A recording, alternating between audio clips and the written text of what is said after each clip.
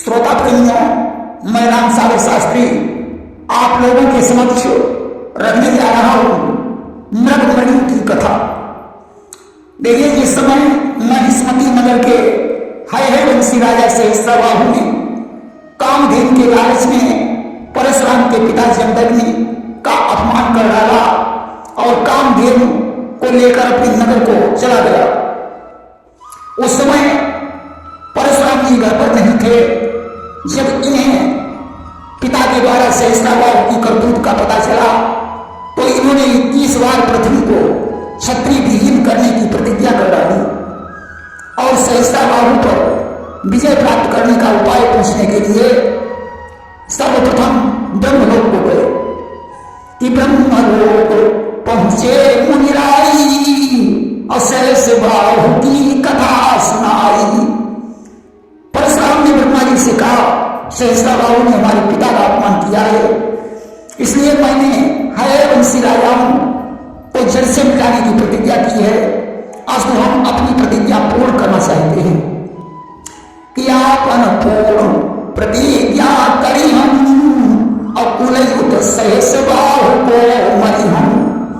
ब्रह्मा ने कहा, तुम कैलाश पर्वत पर चले जाओ, शंकर जी अवश्य तुम्हें कोई उपाय बताएंगे। परशुराम आज शिव के पास पहुंचे, प्रणाम करके कहने लगे, महादेव, सहस्त्रबाहु ने हमारे पिता का अपमान किया है, दुष्टों का विनाश करना हमारा परम कर्तव्य है। हम सहस्त्रबाहु को कुल समेत मिटाना चाहते हैं, इसलिए मेरी प्रतिज्ञा पूरी करवाने में मदद कीजिए। भगवान शंकर ने परशुराम को पाशुपत अस्त्र प्रदान किया तथा एक कृष्ण मंत्र दिया और कहा, इस मंत्र को सिद्ध करने के लिए तुम्हें पुष्कर में जाना पड़ेगा। सिद्ध होने पर यह अभेद कवच का काम करेगा। शिव ने पशुपति अस्त्र गावा और सिद्धि हेतु एक मंत्र बतावा। परशुराम जी मध्य पुष्कर में पहुंचकर उस मंत्र को सिद्ध करने लगे, परंतु 100 वर्ष व्यतीत हो गए, उन्हें सिद्धि प्राप्त नहीं हुई। कि पुष्कर पहुंचे मुनिराई सत सिद्धि न पाई। एक बार की बात है, परशुराम जी सरोवर में स्नान करने गए कि एक दिवस मुनि तेज निधाना सरोवर कर गए स्नाना। उसी समय उन्होंने देखा कि एक हिरण और हिरणी भयभीत मुद्रा में दौड़े चले आ रहे हैं। वे दोनों बहुत प्यासे थे। एक बैरिया धनुष पर बाण चढ़ाए हुए उनका शिकार करना चाहता था, इसलिए वे उसके भय से कांप रहे थे। ही समय मृगमृगी आए और त्रिशावंत यति व्याध सताए। दोनों आकर सरोवर में पानी पीने लगे। व्याध खौफ शंका उड़ सोई और पानी पियत कंपतन होई। उसी समय शिकारी आ गया, परंतु जैसे ही उसने परशुराम को देखा, विचार करने लगा कि परशुराम जी महान वीर और दुष्टों के संहारक हैं, इसलिए इनके सामने जाना खतरे से खाली नहीं है। अस्तु अपेक्ष की ओट में वहीं खड़ा हो गया कि बाण चढ़ावे धनुष पर आप पहुंचावे व्याध। ठहर गया जब सामने दीख पड़े भ्रघुनाथ। परशुराम ने देखा कि मृग और मृगी दोनों संकित हो रहे हैं। वे विचार करने लगे कि यहाँ आसपास कोई शेर चूता भी नहीं है, कोई शिकारी भी दिखाई नहीं पड़ रहा है, फिर ये मृगी दोनों कांप क्यों रहे हैं। कि नहीं कहूं व्याध न व्याध खाई और कारण तवन रहे घबराई। हो सकता है मृगों का ऐसा ही स्वभाव हो। आज मृग और मृगी दोनों ने पानी पिया और एक वृक्ष की शीतल छाया में बैठ गए। अब परशुराम को देखकर उनका खौफ दूर हो गया कि जल पी के बैठे तरुषाही और मुनि रखी नहीं डर मन माही। मृगी ने वृक्ष से कहा, स्वामी, जब तक परशुराम यहाँ रहेंगे तब तक हम लोग भी यही रहेंगे। कि कहे मृगी जब रहो से रही और तब हम तो कहूं न जई। अगर यहाँ हिम्मत करके व्याध आएगा तो परशुराम उसे साथ देकर भस्म कर देंगे। कि करी हिम्मत जो सन्मुख रही है गई तो तुरंत ही व्याध वसम हुई यही है। मृग ने मृगी से कहा ये जमदग्नि के पुत्र हैं, इनके साथ जो अकृतव्रम नामक शिष्य है, एक बार परशुराम जी ने व्याध से इसकी रक्षा की थी। सहसा और इनके पिता का अपमान किया है, इसलिए इन्होंने हरिवंशी राजाओं का संहार करने की प्रतिज्ञा की है। अतः मंत्रों की साधना के लिए ये यहाँ आए हैं। 100 वर्ष व्यतीत हो चुके हैं, परंतु इन्हें सिद्धि नहीं प्राप्त हुई। साधना में भक्ति का प्रमुख स्थान है। जब तक भक्ति में कमी रहती है तब तक सिद्धि प्राप्त नहीं होती।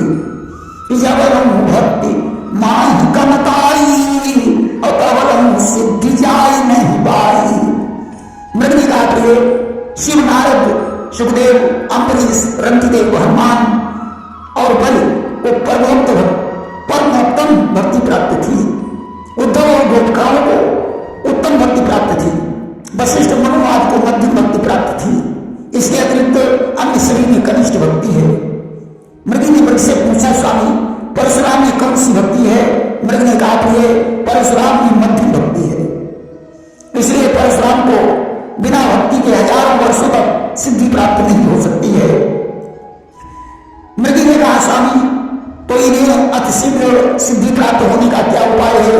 मृग ने कहा प्रिय, यदि अगस्त मन की कृपा को प्राप्त कर ली तो शीघ्र ही सिद्धि प्राप्त हो जाएगी। केवल ये उत्तम भक्ति देने वाले कृष्ण प्रेमामृत स्तोत्र को जानते हैं। उस स्तोत्र से सिद्धि प्राप्त करके परशुराम हरिवंशी राजा से सभाओं को पुत्र, पौत्र, मित्र, मंत्री और वाहन से समाप्त कर 21 बार पृथ्वी को शक्ति से विहीन कर देंगे। मृगी ने कहा, स्वामी आपको ये ज्ञान कहां से प्राप्त हुआ? कि तब ही मृगी असकीन बखाना अप्रही प्रकार पायो ये ज्ञाना। मृग ने कहा प्रिय, ये हमारे पूर्व जन्म का ज्ञान है। मृगी ने कहा, स्वामी हम लोगों ने पूर्व जन्म में ऐसा क्या कर्म किया था जो मृग योनि प्राप्त हुई? मृग ने कहा प्रिय, अंत काल में जैसी भावना होती है वैसा ही जन्म मिलता है। मृग ने कहा, पूर्व जन्म में मैं द्रविड़ देश के निवासी कौशिक गोत्री ब्राह्मण शिवदत्त का पुत्र था। मेरा नाम सूर्य था। कि द्रविड़ देश शिवदत्त सुजाना अभयम विप्रेक ज्ञान निधाना। शिवदत्त बड़े धर्मनिष्ठ और वेदज्ञ ब्राह्मण थे। उनके घर में 4 पुत्रों का जन्म हुआ, जिसमें सबसे बड़े पुत्र का नाम राम, उससे छोटे का नाम धर्म, उससे छोटे पुत्र का नाम पृथु और सबसे छोटे पुत्र का नाम सूर्य था। पिता के घर जन्मी है सुतचारी और राम धर्म पृथु सूर्य प्यारी। देखिए, चौथा पुत्र सूर्य मई था। ब्राह्मण ने क्रम से उपनयन संस्कार करवाने के पश्चात वेद वेदांत की शिक्षा हेतु गुरुकुल में भेज दिया कि संस्कार उपनयन कराई और गुरुकुल पढ़न दीन भिजवाई। गुरुकुल में जाकर हम चारों भाई विद्या अध्ययन करने लगे कि गुरुकुल हम 4 भाई विद्या पढ़न लगे मन लाई। हम सभी भाई गुरु की सेवा में लगे रहते थे। प्रतिदिन वन से फूल, फल और संधान लाते थे कि संधा फूल बनी तेरा और गुरु सेवा महाप्राण लगा बनी। एक और की बात है, हम चारों भाई वन में एक पर्वत पर पहुंचे। वहां कृतमाला नदी में स्नान किया और भगवान सूर्य को अर्घ देकर उस स्थल की रमणीयता को देखने लगे, जहां नाना प्रकार के वृक्ष, फल और फूलों से लदे हुए थे। गुफाओं में सिंह, भालू, चीते, हिरण निवास करते थे। इसी बीच एक प्यासी हिरणी वहां आ गई। वह गिरते हुए झरने में पानी पीने लगी। उसी समय वहां एक भयंकर सारंग आ गया, जिसने उस हिरणी को पकड़ लिया कि पानी पियन मृगी आई और सारंग तेली न उठाई। देखिए, सारंग के कई अर्थ हैं। शेर, चीता, व्याघ्र और राक्षस को सारंग कहा जाता है। यहां सारंग का अर्थ राक्षस ही हो सकता है। मृग ने उस मृगी से कहा कि उस भयंकर सारंग को देखकर मैं भी भाग खड़ा हुआ और ऊपर से नीचे गिरा और उस हिरणी के बारे में सोचते हुए मेरी मृत्यु हो गई। कि लगी सारंग बगे हम जबनी और नीचे गिरे शिखर ते तबनी। और मृगी जी को ध्यान कियो एक बार और तुरंत ही छूटे प्राण हमारा। उस मृगी का ध्यान करने के कारण मेरा जन्म मृगियों में हो गया और वह मृगी जिसे शार्दूल ने पकड़ा था उसकी भी मृत्यु हो गई। तुम वही मृगी हो, मैंने तुम्हारा ध्यान किया था इसलिए तुम मेरी पत्नी बन गई। कि तुम सोई मृगी बनी मम नारी और हम सोई सूर्य हिरण तनधारी। अब मैं तुम्हें भविष्य की बात बता रहा हूं। जो व्याध हम लोगों के पीछे पड़ा है उसे एक सिंह खा जाएगा और वह मरकर स्वर्ग को चला जाएगा। कि व्याध जो हम काम रहो सदाई और ताको जई है सिंह चराई। हम लोगों ने यहाँ तीर्थ के जल का पान किया है, भगवान विष्णु के अवतारी परशुराम के दर्शन किए हैं, इसलिए हम लोगों के समस्त पाप नष्ट हो गए। तीर्थ जल पी मुनि निहारा और ताते भय पाप सब सारा। अब अगस्त मुनि का दर्शन करके उनके मुख से स्तोत्र श्रवण करके हम लोग शुभ लोगों को गमन करेंगे। कि मुनि अगस्त के दर्शन पई और सुनी स्तोत्र लोक शुभ जी हैं। महर्षि परशुराम अपने शिष्य के सहित हिरण की सारी बातें सुन रहे थे। कि परशुराम निज शिष्य समेता अमृत के वचन सुनो कर चेता। आज उन्होंने शिष्य के सहित अगस्त ऋषि के आश्रम पर जाने के लिए प्रस्थान कर दिया।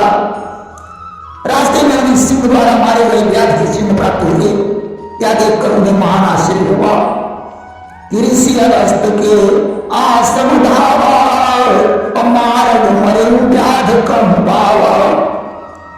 आधे योजन की दूरी पर कनिष्क पुष्कर में पहुंचकर उन्होंने स्नान किया। कि पुनि कनिष्क पुष्कर मह जाई हन बन करने लगे ऋषिराई। तब तक मृगी ने छलांग लगाई। वे परशुराम से पहले ही अगस्त के आश्रम पर पहुंच गए। मृग और मृगी छलांग लगाई और कुंभ आश्रम पहुंचे जाई।